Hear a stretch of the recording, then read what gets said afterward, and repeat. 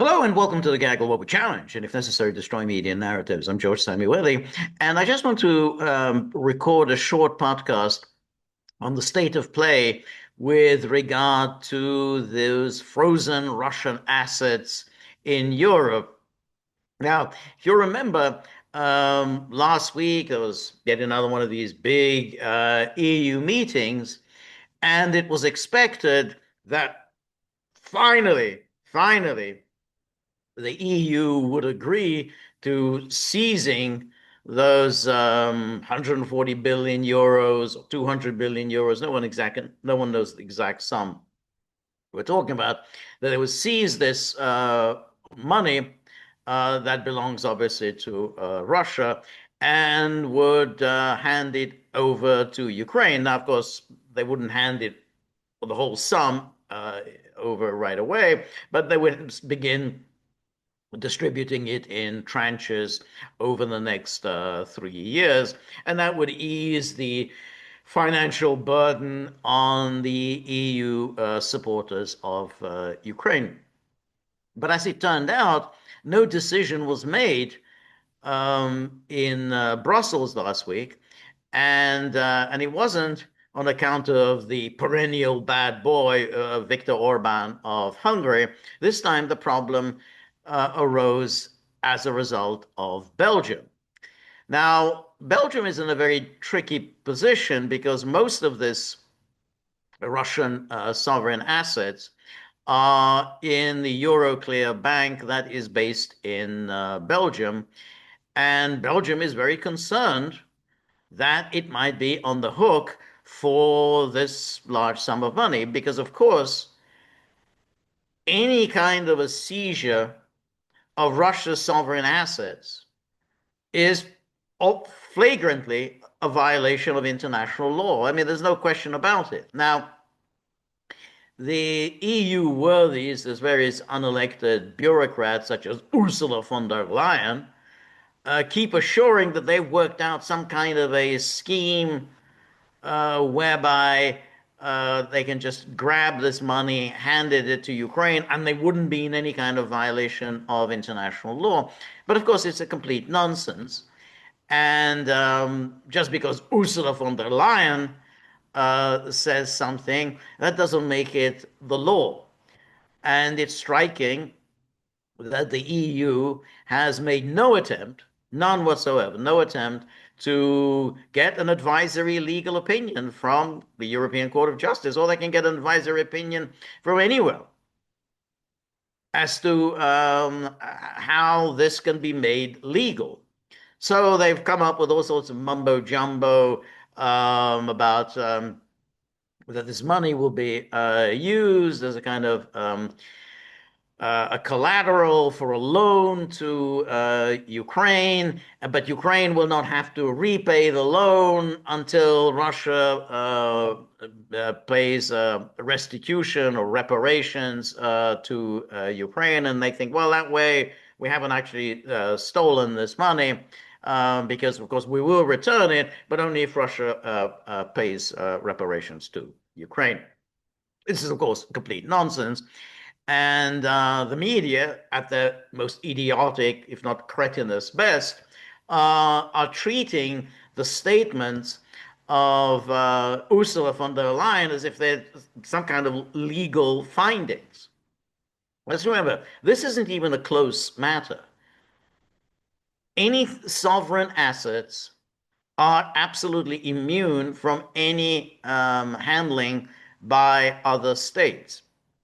It's if you look at the appropriate UN convention, it's spelled out absolutely unambiguously. Here is the United Nations Convention on Jurisdictional Immunities of States and Their Property. This is from 2004. So there it is. It's state immunities of states and their property. And here's Article 5, which says, a state enjoys immunity in respect of itself and its property from the jurisdiction of the courts of another state, subject to the provisions of the present convention. that's just the courts. That's just, that's all they're talking about. They're not even talking about, politicians grabbing this money and just simply making off with it. They're just saying, well, even, we're talking about if there's a legal judgment against another state, that even that has no validity. The courts cannot touch the sovereign assets of another state. And here we have Article 18, which refers to the state immunity from prejudgment measures of constraint.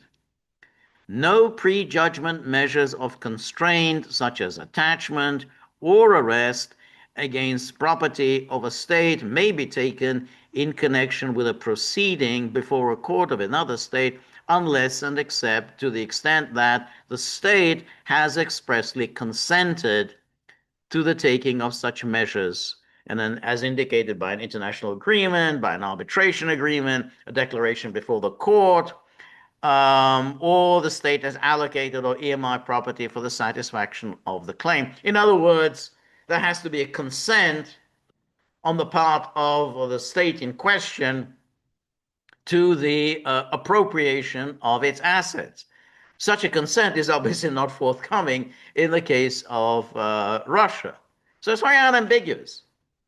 You cannot do it. The courts cannot touch the sovereign assets if there is no agreement on the part of the state whose property that you wish to seize. So that's the pre-judgment. Same applies to post-judgment, state immunity from post-judgment measures of constraint. No post-judgment measures of constraint, such as attachment, arrest, or execution against property of a state, may be taken in connection with a proceeding before a court of another state, unless and except to the extent that the state has expressly consented, the agreement, arbitration agreement, declaration before the court. Same thing. Pre-judgment, post-judgment, you cannot do it. And then it said the state has allocated or earmarked property and so on. So here it's unambiguous as to what the law is. So that's why the EU has made no attempt to go to the International Court of Justice and get a legal opinion on this, because they know perfectly well what the legal opinion will say. No, there's absolutely no way you can touch the sovereign asset of another state. So that's why the EU decided, well, no, what we'll do is we won't get a legal opinion. We'll just chew the fat among ourselves and then come up with some mumbo jumbo, sophistical, ludicrous argument justifying the theft of Russia's assets.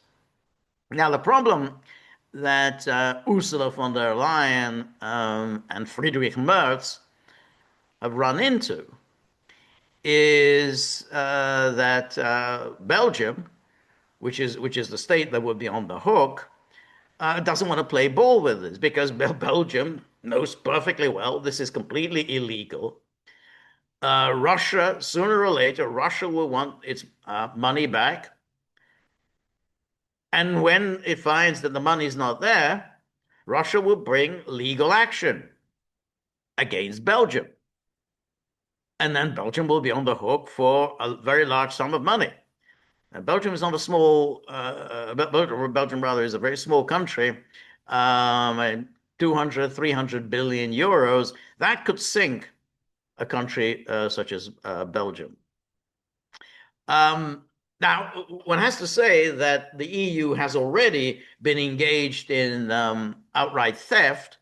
In 2024, the EU agreed to make use of the profits earned by these frozen assets. So some of that money has indeed already been handed over to Ukraine, but the sums involved are relatively small, about 1 or 2 billion euros. So that's, doesn't. Ukraine works its way through that kind of money, very, very quickly. So they want to get their hands on the whole thing. And because at least that would last Ukraine for another 2, 3 years. But they've already done this, so they've already crossed the Rubicon, so to speak, that they've stolen money from Russia. I mean, in every way, this is a particularly egregious theft because, of course, what the EU is planning is to use this money to give to Ukraine in order to purchase weapons from European arms manufacturers, but also from the Americans. You know, Trump has made clear that the Europeans need to buy the arms that they're going to give to Ukraine. They need to buy the arms from the United States. So in other words, Russian money will be used to buy weapons with which to kill Russians. So it's bad enough that you're stealing money. It's bad enough that you're going to use this money against the very state whose money it is. But you're actually going to use it in order to kill that state's citizens. So that's the EU plan. And Belgium said no. We can't do it. We can't be on the hook like this. So naturally, the media, which was all set to um, rage like rabid dogs against Viktor Orban, because he's the one who's perennially in the way of helping Ukraine, have now turned their anger against Belgium. The Belgium is not playing ball. Why doesn't Belgium just accept Ursula von der Leyen's assurance that nothing terrible is going to happen to Belgium? Belgium can give this money and nothing, whatever. There'll be no consequences whatsoever. Belgium isn't buying the story.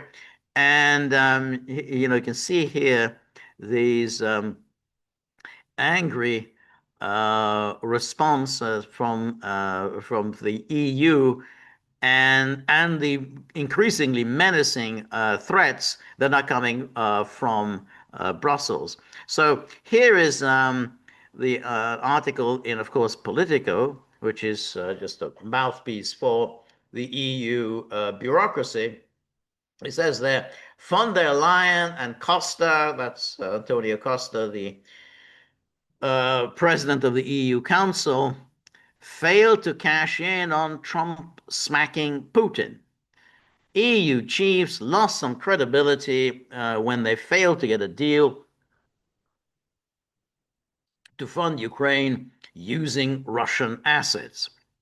Zelensky could lose a lot more. And then here, this is Belgium's prime minister, this De Veer, or De Wever, who has been Belgium's prime minister only since February, derailed EU plans to raid Russian frozen assets and release a vital loan of 140 billion euros. That would help fund Kiev for the next 2 years. Notice how Kiev, works its way through this money pretty quickly. That's 140 billion. That's only going to last 2 years. Probably not even that. His opposition to the plan, based on fears that Vladimir Putin would retaliate against Belgium, where the assets are held, means EU leaders will now have to come back to the question of how to help meet Ukraine's cash shortfall in December if they don't call an emergency gathering sooner. Now, remember, the issue with Belgium, I mean, Belgium couldn't care less about Russia's money. I mean, they have no respect for sovereign assets. Belgium's concern is that Russia is going to file lawsuits in any number of jurisdictions.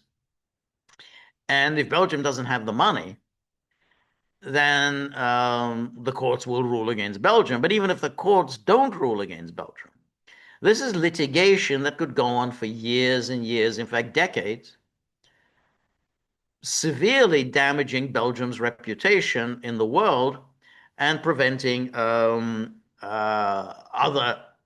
possible, depositors from coming to Belgium to park their money. So that's, and they realize that this is really going to be damaging to Europe as somewhere where people can leave their money.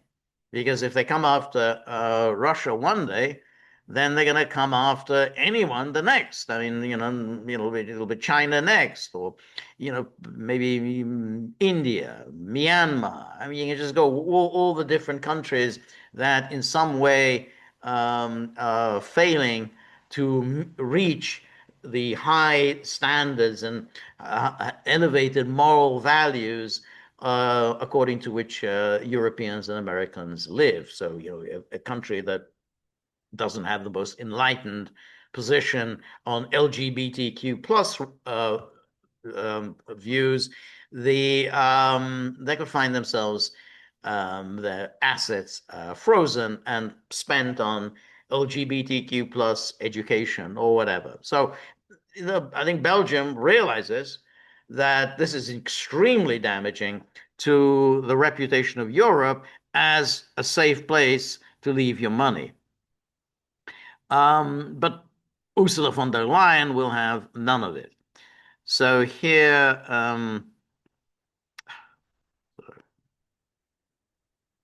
yeah, here Belgium's opposition took EU diplomats and ministers, as well as top officials working for European Commission Ursula von der Leyen, by surprise. Her team had spent days telling colleagues they had found a fix for De Wever's concern. She found a fix.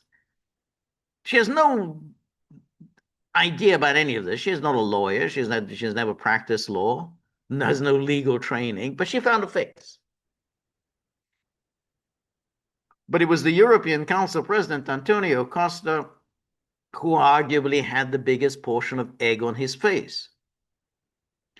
At a late night press conference at the end of the gathering, Costa and von der Leyen were reduced to trying to explain what had happened and what the now vaguely worded final summit conclusions actually meant. Diplomats weren't sure. Gone was any explicit mention of using the immobilized assets to finance a reparation loan for Ukraine, alongside the proposals for allaying Belgium's concern. Was the whole plan dead? Costa insisted it was not. But nobody could say for certain when, if ever, the EU will agree to using the frozen state assets of Russia to help Kiev finance its defense. But they're going to come back to it. They're not going to give up. That's the whole point. They're going to keep coming back and keep coming back to this. It could all have been very different before the discussions over assets went awry. The mood among Ukraine's allies had been buoyant. The EU had passed the 19th package of sanctions against Russia, hitting Putin's shadow fleet of oil tankers and the banking and energy sectors. And Donald Trump, for the first time, finally took action against Moscow, slapping what he called tremendous sanctions on Russia's biggest oil farms. And then we have the Belgian Prime Minister. This is his attempt to justify his veto on this plan. So here's Belgian Prime Minister sets 3 conditions for backing EU reparations loan to Ukraine. And here we have Belgian Prime Minister Bart de Wever has set out 3 conditions under which Brussels would support an EU plan to raise a large reparations loan for Ukraine secured against immobilized Russian state assets held in Europe. Speaking to reporters ahead of the European Council in Brussels, Mr. de Wever said Belgium's principal concern was the legal and financial exposure arising from any move that touches frozen assets, a significant portion of which is the euro clear in Brussels. He described the step as unprecedented and said Belgium would not proceed without firm safeguards. First, Belgium wants a full sharing of legal risk across EU member states. Now, the point here is if Belgium's on the hook for whatever, 200 billion euros or more or whatever, it wants something absolutely cast iron pledge from the rest of Europe that this burden would be shared among all EU member states. Now, of course, Ursula von der Leyen and the rest is, oh, don't worry, of course, we'll all share the burden. But don't worry, Russia's not going to come at us. The courts will rule in our favor. Now, De Wever knows that the courts will not rule in the EU's favor. But the problem is that, well, that's very nice.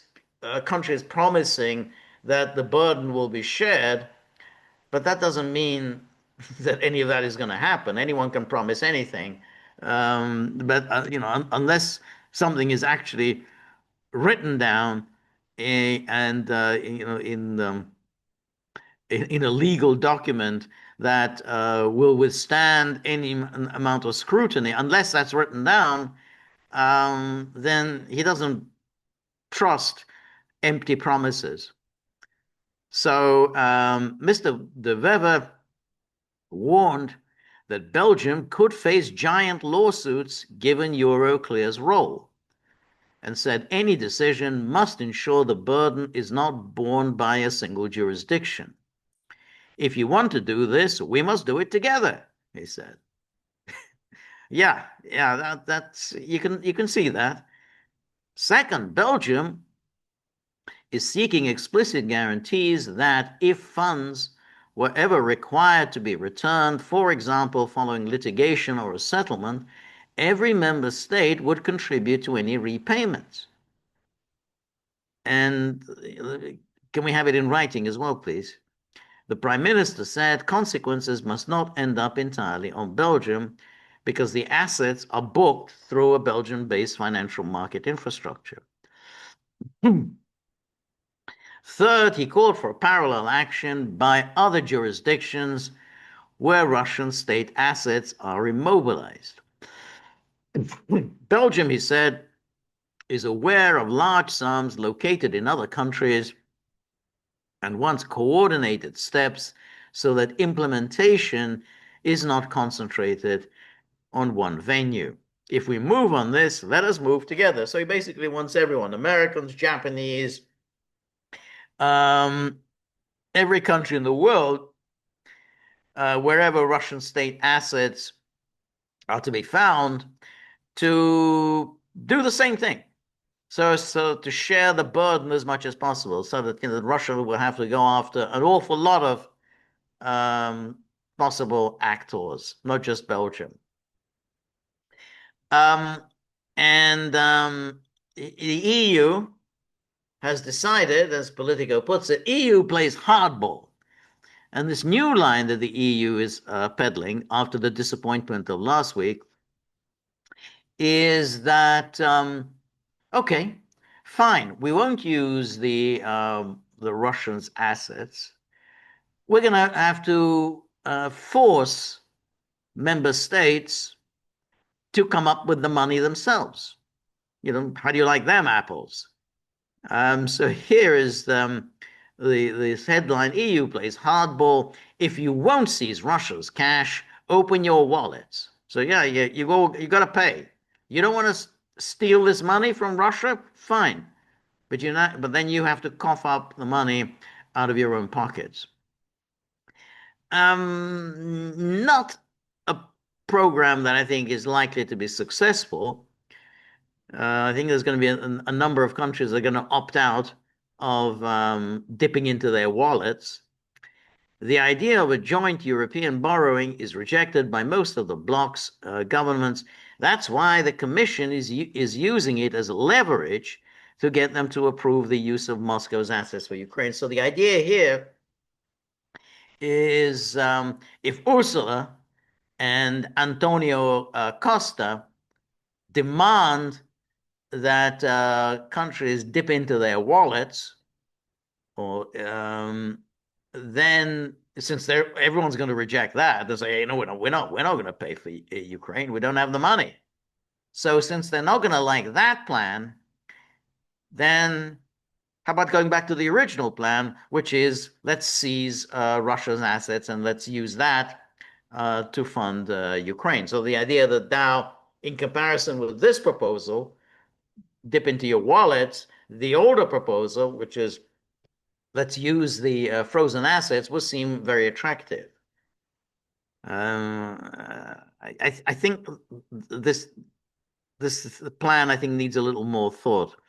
But here is the EU is ratcheting up pressure on governments reluctant to agree on funding for war-ravaged Ukraine, telling them if they don't force Russia to foot the bill, they'll have to do it themselves. The European Commission is acutely aware that its Plan B, joint EU borrowing known as Eurobonds, is even more unpalatable for funding a 140 billion euro reparations loan for Kiev than its idea of using frozen Russian state assets. So it's unpalatable. You don't want to use Russia's assets, right? Let's use your assets, which hit a roadblock last week. Governments historically hostile to big spending, especially Germany and the Netherlands, nicknamed the Frugals, loathe the prospect of piling greater debt onto taxpayers. Spendthrift nations, France and Italy in particular, are too indebted to take on more. And says, but that's the point. European officials are betting that Belgium, which houses nearly all of the assets and has expressed concerns about the legitimacy of seizing them, along with other countries that have raised objections more quietly, will be won over to the plan by the prospect of the joint borrowing alternative, which they've long considered toxic. And European governments and the European Central Bank have slowly come around to using seized Russian assets to fund the 140 billion euros. Initially, they were wary, considering snatching another country's cash, no matter how badly the country enacted, legally and morally dubious. But Ukraine's pressing needs and Washington's uncertain approach has focused minds. At last week's summit of EU leaders, however, Belgium's Bart de Wever refused to budge on the plan, which needs the backing of all 27 governments, forcing the bloc to postpone its approval until December at the earliest.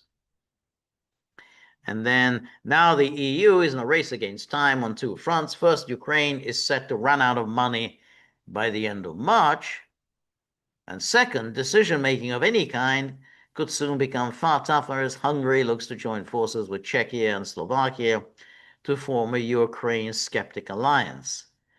There's a sense that it's now or never, to steal the money. That means Commission officials are engaged in a delicate balancing act to get the asset plan across the line. So although De Wever told his fellow leaders at the EU summit last week that the Commission had underestimated the complexity of using Russian assets and the legal knock-on effect it could have in Belgium, the EU doesn't think he'll hold out past December, when leaders are scheduled to meet again. So notice the thuggish approach. They think we've got him over a barrel. We're going to bully and bully and bully and threaten and cajole until he gives way.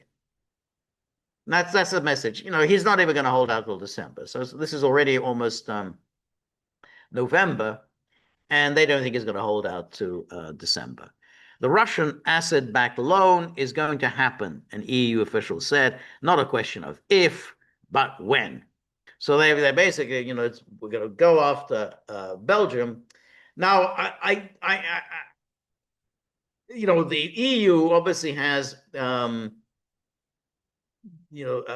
means of applying pressure. But it's going to be difficult, even if they can apply sufficient pressure against Belgium. There is the issue, of course, of Hungary. Hungary is not going to go along with this. I don't think Slovakia is going to go along with it. There's this new leader in Czechia, which is this Babiš. He may go along with this, but I think that even if Belgium relents, I think Orban is going to put his foot down. He's not going to agree to the seizure of assets. And the vast majority of the assets are under the guardianship of Euroclear.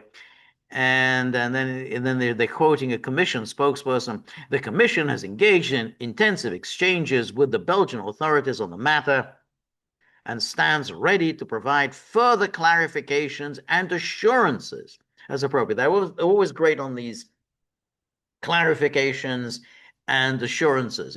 This is similar to the bullying that the EU is engaged in with Hungary, that Hungary has to stop importing its oil and gas from Russia and get its oil from via Croatia.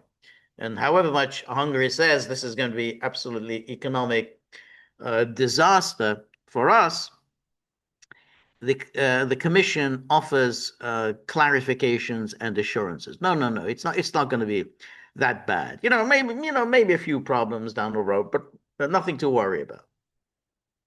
Well, there isn't anything to worry about. Somebody else is going to be suffering, not the commission. Any proposal will build on the principle of collective risk sharing. Yeah, you're going to believe that. While we see no indication that the Commission's original approach would lead to new risks, we certainly do agree that any risk coming from our future proposal will, of course, have to be shared collectively by member states and not only by one. Now, let us say we see no indication that the Commission's original approach would lead to new risks. Well, have you sought a legal opinion on this? I mean, the issue of real risks is how the courts are going to rule. And this is theft. There's just no way you can get around it. I mean, I showed you what the UN Convention has. It's just absolutely unambiguous. Sovereign assets. No country can help itself to another country's assets unless that said country has given its approval. It just cannot be done. And then the commission has played down the risks to Belgium, stressing that the 140 billion would only be repaid to Russia if the Kremlin ends the war and pays reparations to Ukraine. It doesn't matter what the commission says. The commission does not make the law. International law is unambiguous. I mean, this is what I mean by the cretinous nature of the media, that they report this as if somehow, oh, the commission said this, and this has some kind of legal validity, legal standing. People have to pay attention. It doesn't matter what the commission says.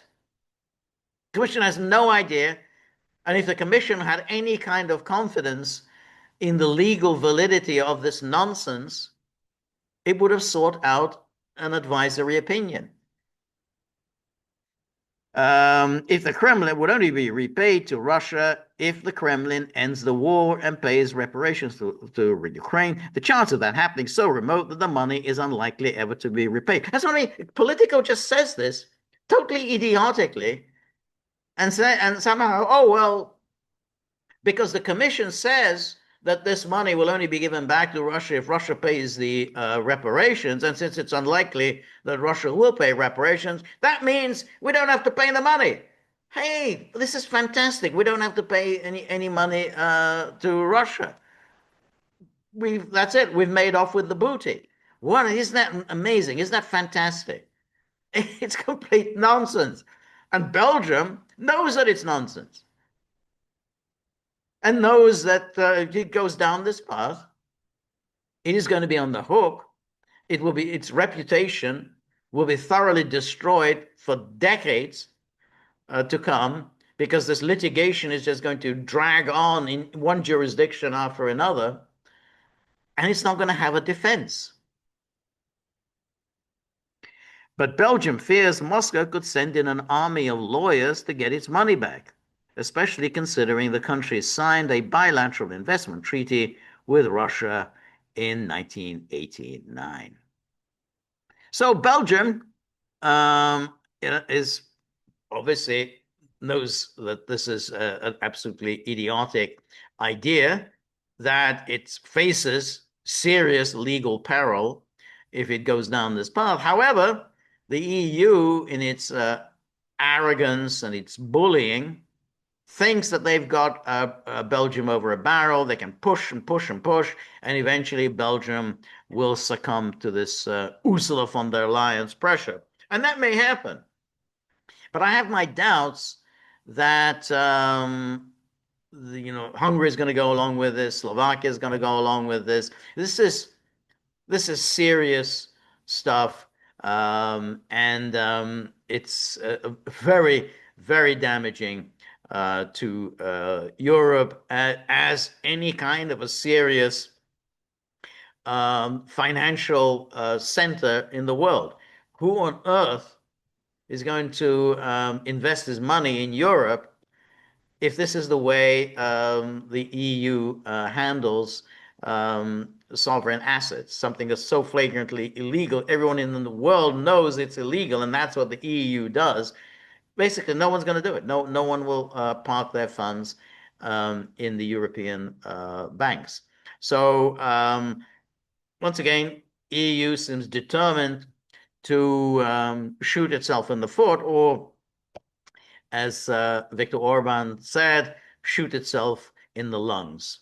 Anyway, that's the latest. I think more idiocy is probably on the way, and we'll keep an eye on that. So thank you very much. And remember, if you like the gaggle, please like, share, and subscribe. See you soon. Bye bye.